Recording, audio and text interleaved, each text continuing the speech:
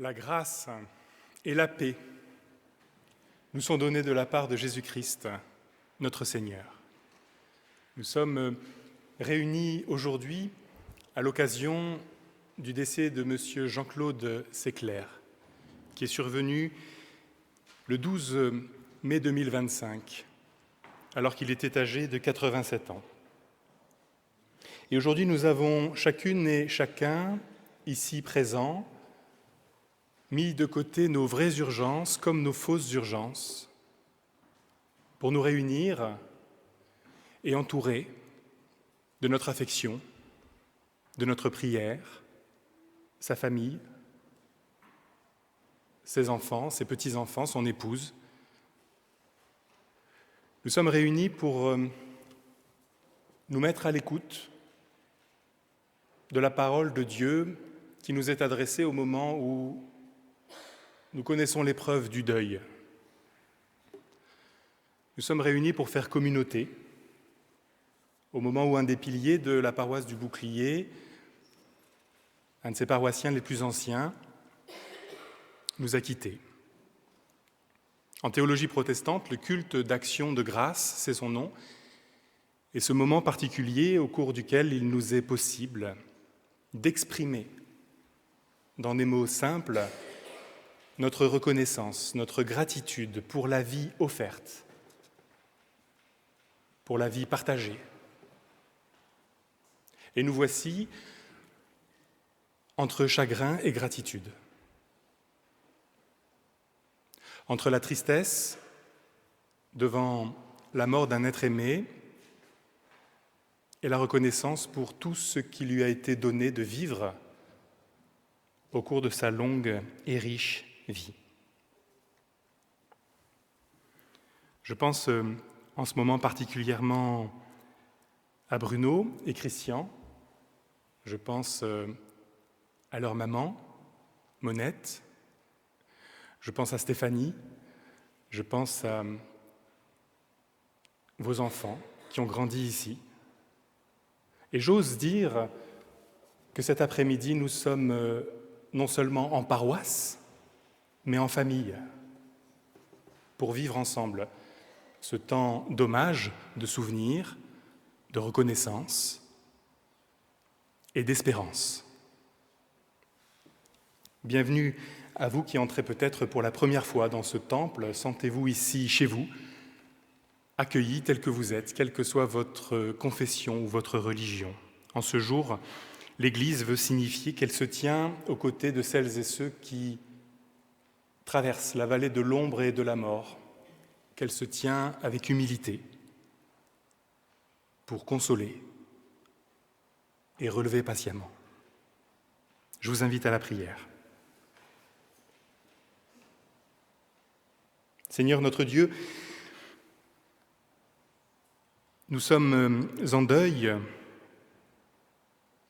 et au cœur du deuil, nous plaçons en toi notre espérance. Nous t'en prions, envoie ton esprit, sois présent par ton esprit avec chacune et chacun de nous. Tu nous accueilles tels que nous sommes, avec notre peine, avec nos doutes, et nous voulons croire chacune et chacun à notre manière que ta force, ton amour garderont Jean-Claude Séclair bien mieux que nos bras ne l'ont porté. C'est la raison pour laquelle nous pouvons te le remettre avec confiance. Il a trouvé sa paix dans ta paix et son pardon dans ta grâce. Alors nous t'en prions, donne-nous l'assurance, donne-nous l'espérance imprenable que tout ce qui est séparé ici-bas sera réuni dans ta gloire. Au nom de ton Fils, Jésus-Christ. Amen.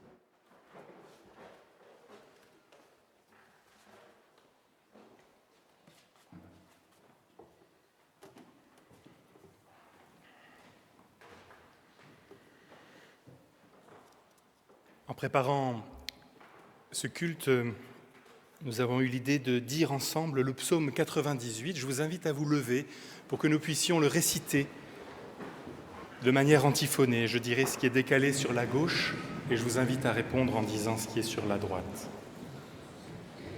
Chantez au Seigneur un chant nouveau, car il a fait des merveilles.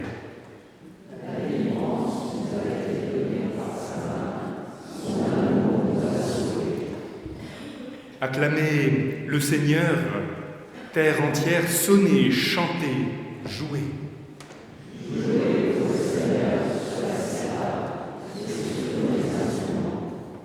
Au son de la trompette et du cor, acclamez votre roi, le Seigneur.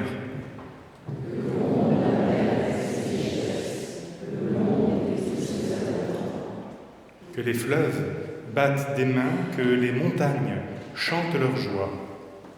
Le Seigneur vient pour gouverner le monde avec justice. J'ai soif de ta présence, nous chantons.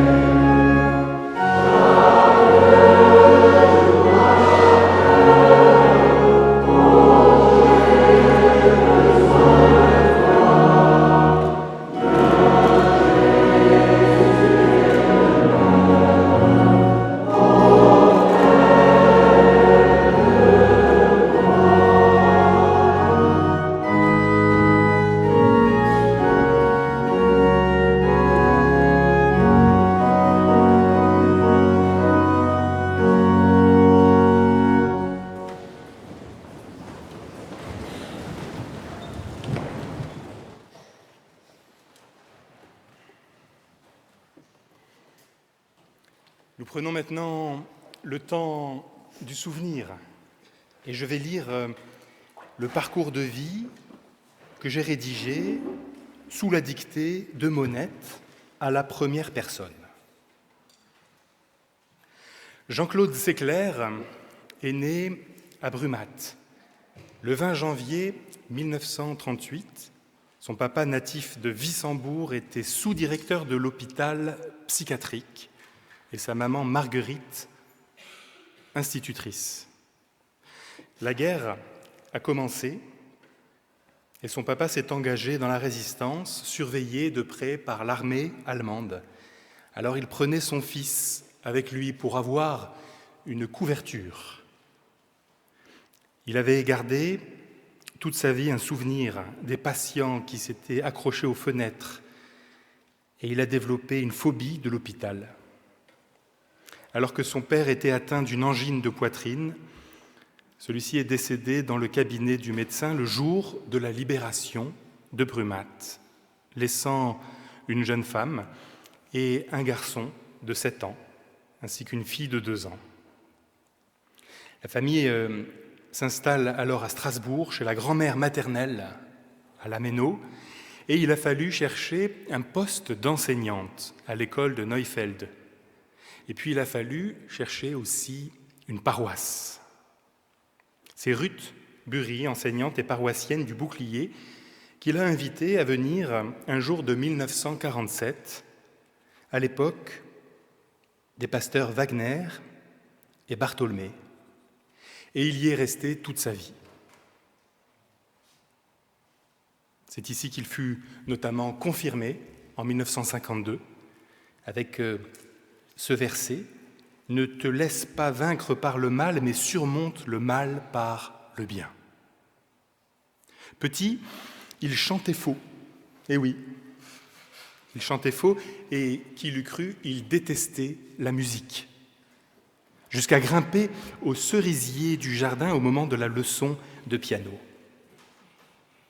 Et c'est une professeure de piano qui avait étudié à Leipzig qui l'a patiemment rééduqué, qui lui a fait aimer la musique et qui l'a formé de telle manière qu'il a eu l'oreille absolue.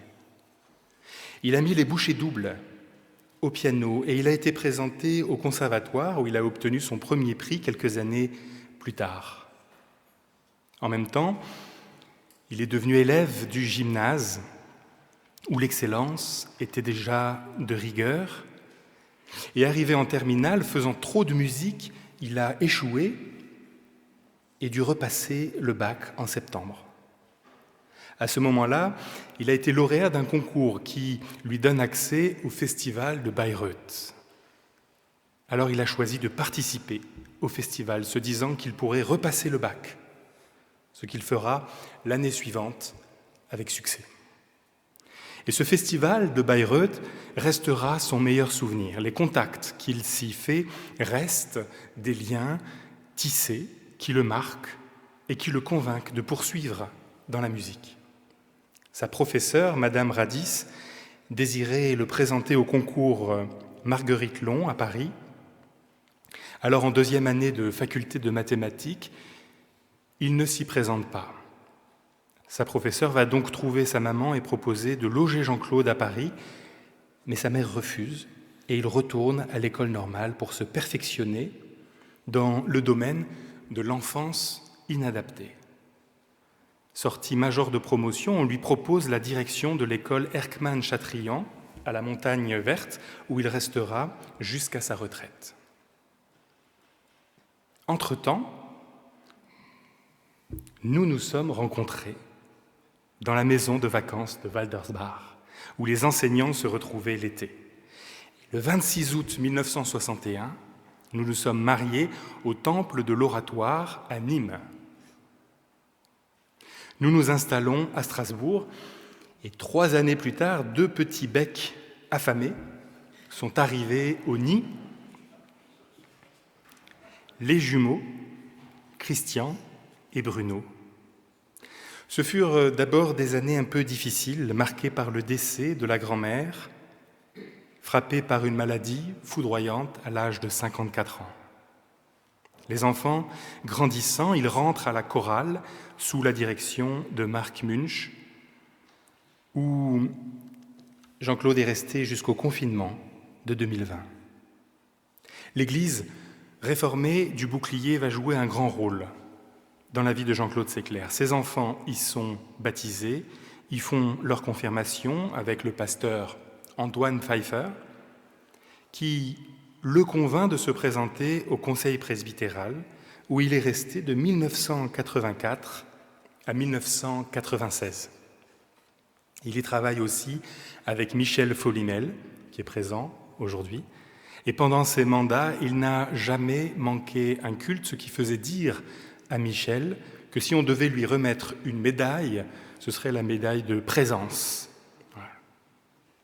Ce sont des années heureuses, fructueuses pour toute la famille, avec des souvenirs comme les camps de ski, les échanges avec le Bénin, un temps de collaboration joyeuse, où parallèlement, il transmet à ses 2 fils ses connaissances musicales au piano, conforté par la même professeure que lui.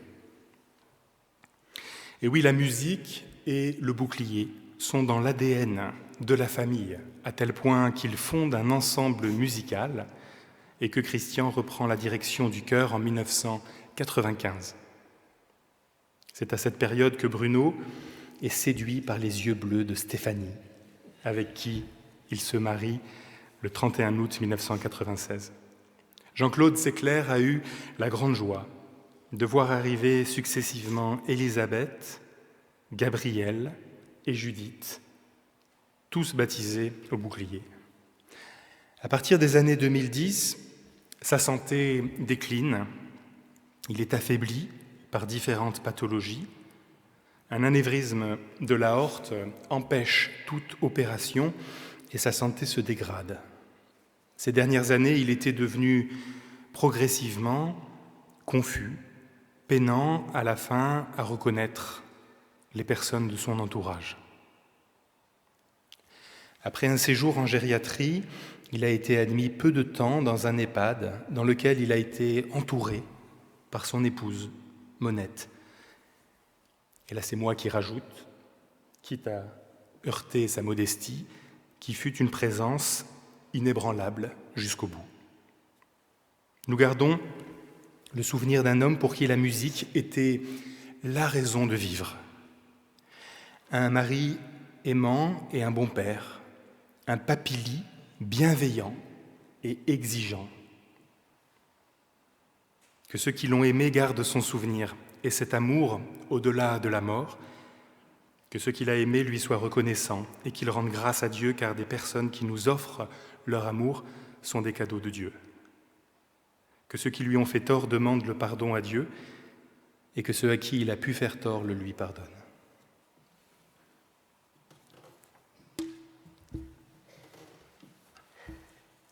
Jean-Claude, merci pour ces 63 années de vie commune. Merci pour nos enfants. Tu as enrichi nos vies. Et malgré la tristesse des 3 dernières années, nous gardons une reconnaissance, moi, malgré ma tristesse. J'espère que là-haut, tous ces grands compositeurs te feront une petite place. Je ne peux pas dire plus.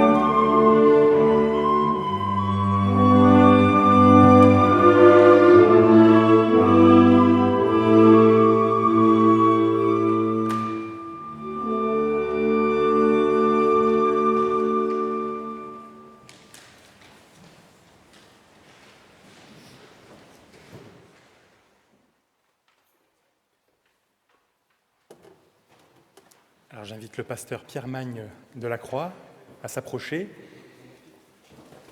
Et puis ensuite, ce seront Elisabeth, Gabriel et Judith.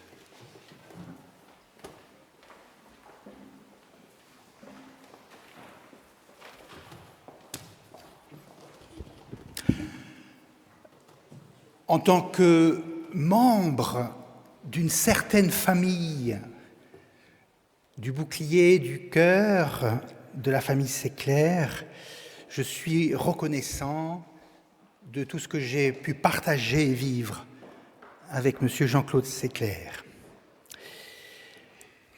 Une proximité familiale du pupitre des basses, où il m'a appris à déchiffrer des partitions difficiles, à apprécier les phrasés, à comprendre les fugues, à me laisser convertir aux dissonances, à discerner les phrases porteuses de sens, sans oublier les appoggiatures de quinte, les tierces picardes et le fameux ré bémol qu'il fallait atteindre, trouver, rencontrer. Toute une aventure. Et puis, il me fallait aussi de temps en temps user de toute mon autorité de ministre pasteur de l'Église réformée du Bouclier vis-à-vis de M. Séclair pour qu'il accepte d'envisager de bien vouloir obéir aux consignes de son fils. C'est pas parce que le chef était son fils qu'il fallait prendre distance. Voilà.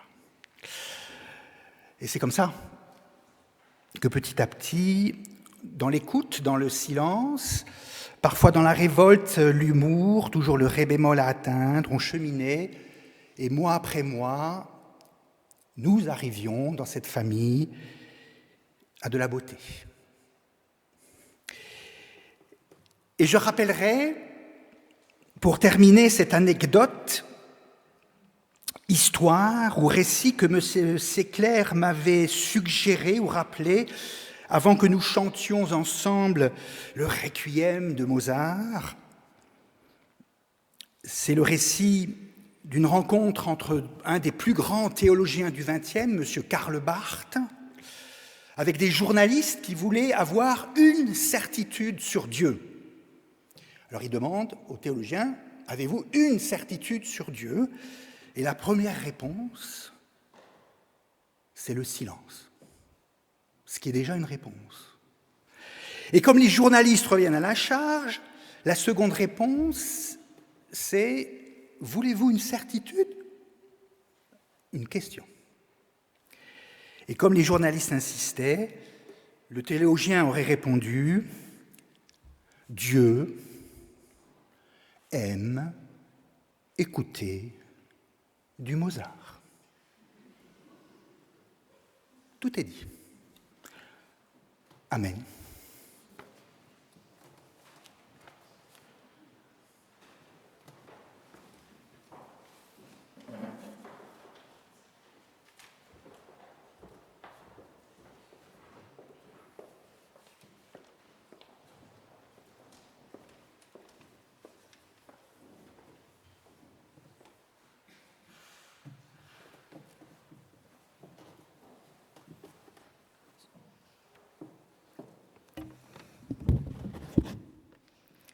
Papy Ly, c'est cet homme qui m'a fait aimer la musique, qui m'a aidé avec les études, car il tenait beaucoup à ce que je réussisse mes études. Je jouais de ma clarinette et lui m'accompagnait au piano. J'ai passé de très bons moments avec toi, on a rigolé, amusé. J'ai appris qu'il était mort le jour de mon anniversaire. T'as bien choisi ta date. Tu vas me manquer, Papy Ly. Je t'aime. C'est toi, Papy Ly, qui m'a fait aimer le foot. On regardait souvent les matchs ensemble et t'adorais ça. Tu m'as appris à jouer au rami, où on a passé de très bons moments. Quand on a fait des parties de cartes, je t'aime et tu resteras toujours dans mon cœur.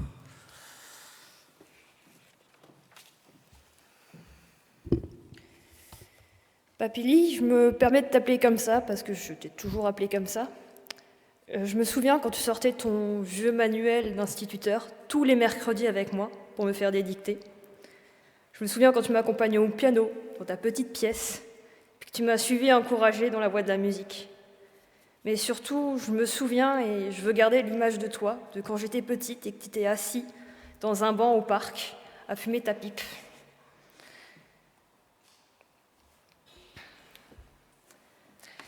Papili, nous t'aimerons toujours. Et on t'aimera toujours.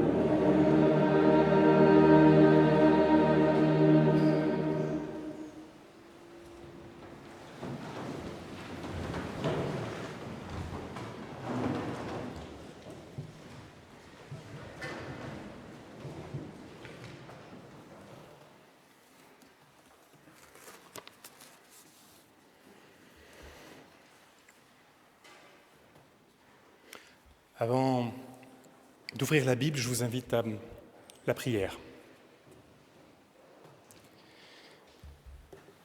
Seigneur, si ta parole est vérité, si elle peut se faire consolation, il y a bien souvent en nous des résistances, en particulier quand nous sommes au cœur de la tempête, frappés par la peine et la douleur.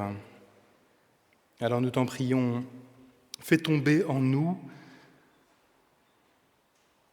ces résistances pour que nous puissions découvrir la puissance de ta grâce, qu'elle se révèle à nous dans sa simplicité.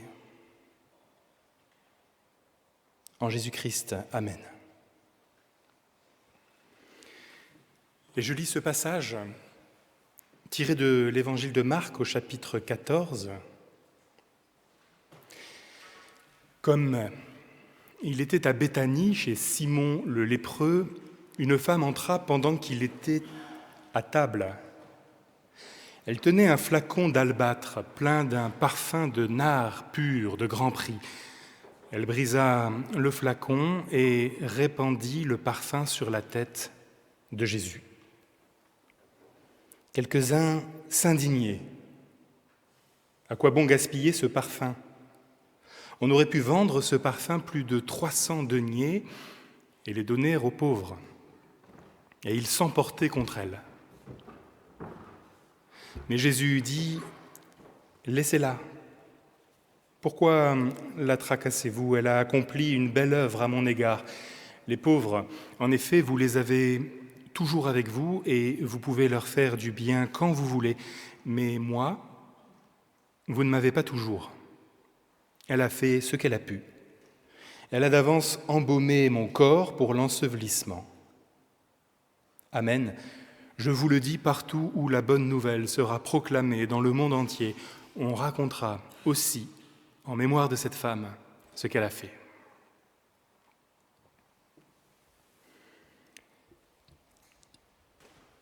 Le départ de Jean-Claude Séclair nous unit cet après-midi, au-delà de nos horizons, au-delà de nos croyances.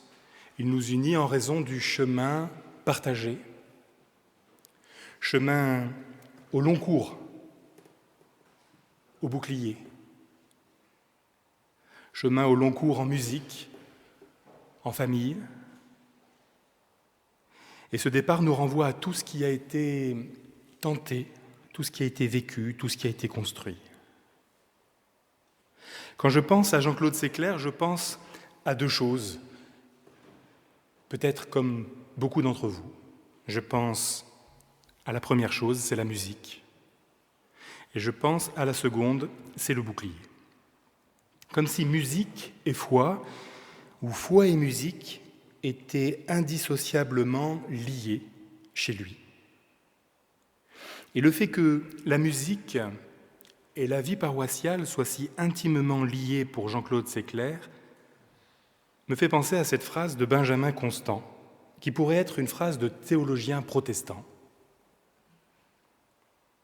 Il y a dans la contemplation du beau, en tout genre, quelque chose qui nous détache de nous-mêmes, en nous faisant sentir que la perfection vaut mieux que nous. Il y a dans cette phrase très protestante, Benjamin Constant l'était, cette vérité profonde, qu'il y a du bon et du vrai dans l'humilité de s'effacer devant la beauté. Et Pierre, tout à l'heure, disait les efforts qu'il fallait pour arriver à produire du beau, pour ensuite s'effacer derrière. L'humilité de s'effacer devant la beauté, mais aussi, et c'est peut-être encore plus fin, que la beauté n'est pas une propriété intrinsèque des objets ou des êtres. C'est un des enseignements du texte que nous venons d'écouter. Le parfum de la femme n'a pas tant de valeur en tant que tel, mais dans la manière dont il est offert et dont il est reçu. C'est là que tout se joue. Ainsi, la beauté n'est pas une propriété ni des objets, le parfum, ni des êtres. Elle n'est pas le propre d'une mélodie ou d'un visage ou d'une personnalité. Mais ceux-ci en sont gratifiés par l'attitude que l'on prend à leur égard. Quelle attitude Jean-Claude Séclair prenait-il vis-à-vis de la musique et quelle attitude preniez-vous vis-à-vis de lui, offrant ce qu'il avait peut-être de plus précieux? De quoi l'avez-vous gratifié? Et j'utilise le terme gratifié à dessein à l'occasion de ce culte d'action de grâce. De même que Dieu n'a pas envoyé son Fils à notre rencontre en raison de nos qualités objectives, mais par amour pour nous, de même sommes-nous capables de juger une œuvre ou une personne avec mépris ou bienveillance. Et la beauté, alors, se confond avec la possibilité d'aimer. Elle n'est pas un concept abstrait qu'il s'agirait de définir, comme on l'a tenté trop souvent, jusqu'à en obtenir une définition exclusive de toutes les autres qui reviendrait à l'imposer dans un geste aussi autoritaire que ridicule. Non, ça n'aurait aucun sens que de vous proposer une définition de la beauté objective.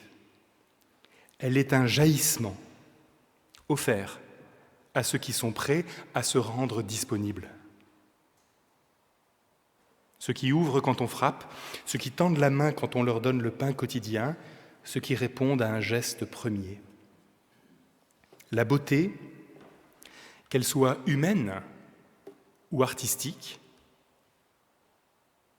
non pas ici comme qualité première de l'objet, mais comme disposition du sujet, à discerner, à apprécier à sa juste valeur. Si vous êtes présent ici, aujourd'hui, c'est que vous avez fait ce geste de discernement. Ainsi en est-il dans le texte. Jésus discerne la beauté du geste de cette femme qui verse du parfum. Il comprend, sans maudire, la signification de l'offrande, non pas en regard de la valeur du présent, mais en lui donnant justement sa valeur par le geste du regard qui acquiesce. Alors que les disciples en évaluent le prix, cherchent à qualifier l'objet du don, font des reproches, le maître accepte de recevoir, il est reconnaissant. Être disponible et reconnaissant, c'est-à-dire conscient, non seulement que la beauté qui nous entoure à travers les êtres qui nous sont chers sont non seulement un don, mais un don qui aurait pu ne pas être. Et vous sentez alors, j'espère, que nous avons quitté, ici, le domaine de la théologie protestante, et que nous touchons du doigt une vérité universelle, dans laquelle se mêlent le profane et le spirituel, l'art et la théologie, le culte et la culture. Et que cette vérité concerne la beauté offerte à notre gratification des œuvres d'art, de la musique en l'occurrence, mais aussi, et peut-être surtout, des personnes qui nous entourent. Jean-Claude Séclair, au cours de sa vie, a été bien souvent dans la position de cette femme qui offre du parfum, en offrant sans compter ce qu'il avait à offrir, son don, le charisme dont le Seigneur l'a pourvu.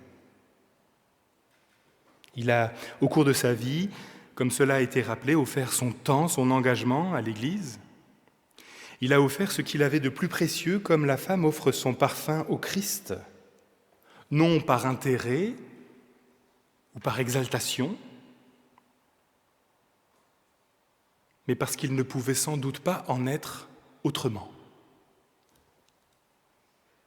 Certaines personnes, pas toutes, certaines personnes vivent, irradient de tout leur être par le fait d'être ce qu'ils étaient destinés à être, incarnant absolument leur vocation.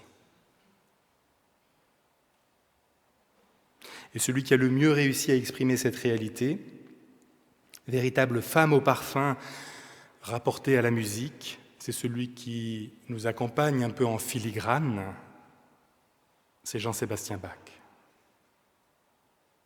qui vivait en permanence cette tension entre le désir d'exprimer la beauté, le besoin de la lier d'une manière ou d'une autre à l'expression d'une louange reconnaissante pour s'effacer derrière elle. Pour Jean-Sébastien, comme pour Jean-Claude, beauté et spiritualité étaient liées, et la musique se fait jaillissement, capable d'évoquer au plus profond de soi la présence de celui qui nous convoque, sans d'ailleurs même que nous ayons besoin de le nommer, tant c'est évident. La beauté est bien là, la beauté humaine, la beauté artistique. Mais ce n'est pas de la beauté objectivable qu'il s'agit, pas d'une beauté positiviste, mais bien de l'acceptation que la beauté est un don qu'il nous faut apprendre à recevoir. L'art, comme la foi, ont alors ceci de commun avec l'amour. Ils doivent, pour advenir, pouvoir être reçus.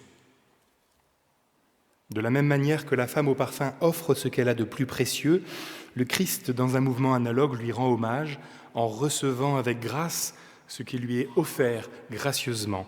Ainsi en est-il de Jean-Claude Séclair qui a vécu une vie dans l'offrande de ses dons, qu'il s'agit aujourd'hui d'honorer et de reconnaître, notamment à travers tout ce que vous lui devez, les uns et les autres. Et vous l'avez fait. Vous l'avez fait de manière assumée en exprimant texto. Parallèlement, il transmet à ses deux fils ses connaissances musicales. C'est assumé, c'est dit, c'est rendu public.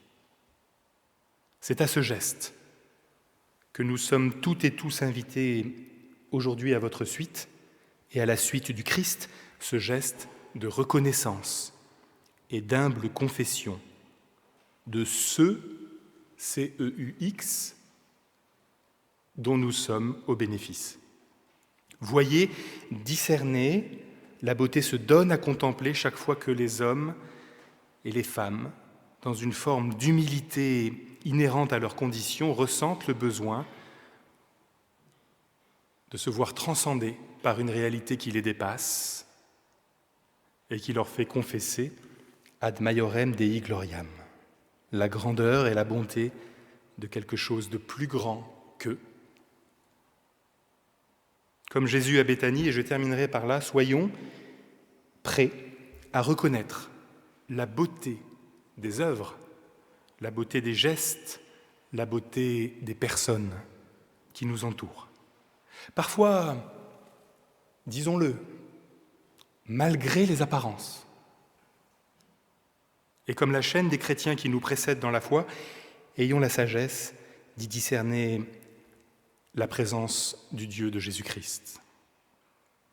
Que la mémoire de Jean-Claude, de ce qu'il a été, de ce qu'il vous a apporté aux uns et aux autres, le plus souvent en s'effaçant derrière sa musique,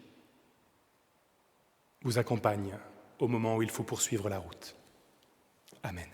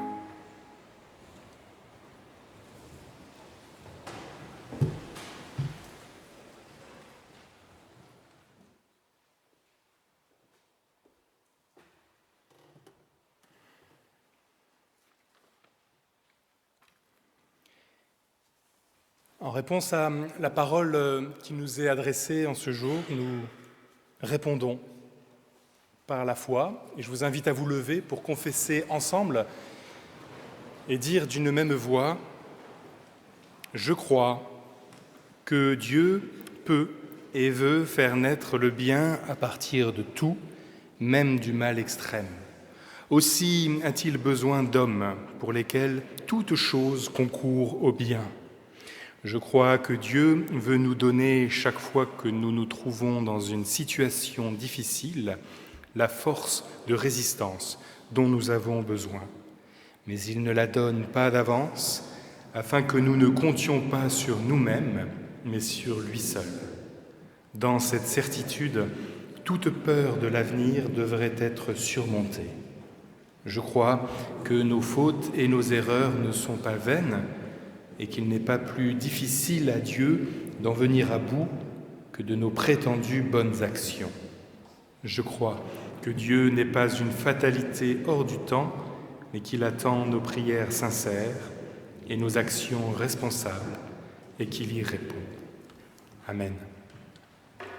Nous restons debout pour chanter « Quel ami fidèle et tendre ».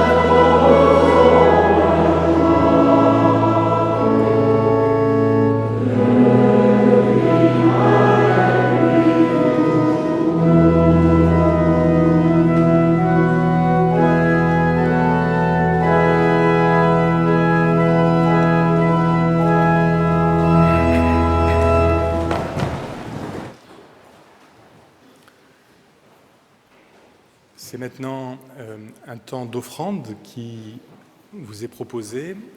À l'issue de la célébration, vous êtes chacune et chacun cordialement invités a entouré Monette, Christian, Bruno, Stéphanie et leurs enfants dans la grande salle, en sortant à droite, autour d'un verre de l'amitié.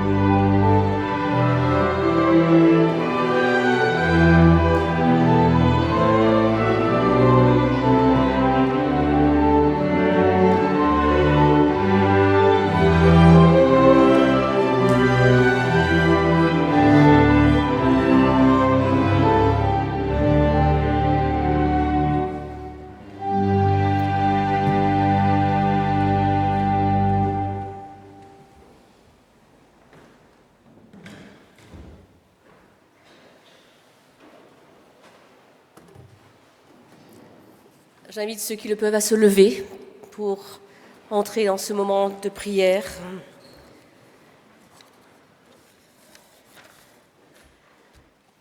Seigneur notre Dieu, nous te remettons notre frère, Jean-Claude Séclair, un époux, un père, un grand-père, un ami. Il s'est endormi en toi, Seigneur, dans ta paix. Et nous voulons aussi ainsi te remercier pour tout ce que nous avons vécu avec lui, pour son témoignage de foi, d'amour et d'espérance.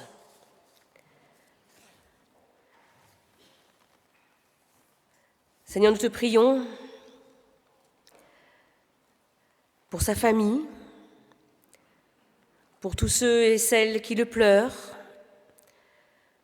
Remplis-les de l'espérance, maintiens-les dans la communion et dans la paix que tu donnes en Jésus-Christ, notre Seigneur.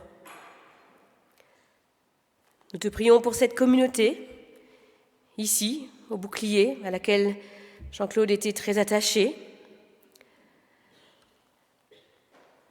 Nous te prions pour tous ceux et celles qui souffrent, au près comme au loin, ceux qui traversent le deuil ou ceux qui sont éprouvés par la maladie ou l'infirmité. Nous te prions pour ceux qui sont victimes des catastrophes naturelles ou des guerres. Seigneur, nous te prions aussi pour tous ceux et celles qui sont au service des plus vulnérables, auprès des personnes âgées, auprès des jeunes enfants. Nous te prions pour celles et ceux qui s'engagent au quotidien pour préserver la paix en France, partout dans le monde. Nous te prions pour ceux et celles qui ont choisi de servir d'une manière ou d'une autre, dans l'enseignement, dans la restauration, dans le conseil, dans le soutien, ou toute autre forme de service où chacun pourra se reconnaître. Et nous te prions pour l'Église, dans son universalité. Permets, Seigneur, qu'elle sache apporter au monde le message d'espérance, de solidarité et de paix que tu lui confies. Et ainsi que Jésus-Christ lui-même l'a appris à ses disciples, ensemble, à leur suite, nous te disons, Notre Père qui es aux cieux, que ton nom soit sanctifié, que ton règne vienne, que ta volonté soit faite sur la terre comme au ciel. Donne-nous aujourd'hui notre pain de ce jour. Pardonne-nous nos offenses, comme nous pardonnons aussi à ceux qui nous ont offensés. Et ne nous laisse pas entrer en tentation, mais délivre-nous du mal, car c'est à toi qu'appartiennent le règne, la puissance et la gloire pour les siècles des siècles. Amen.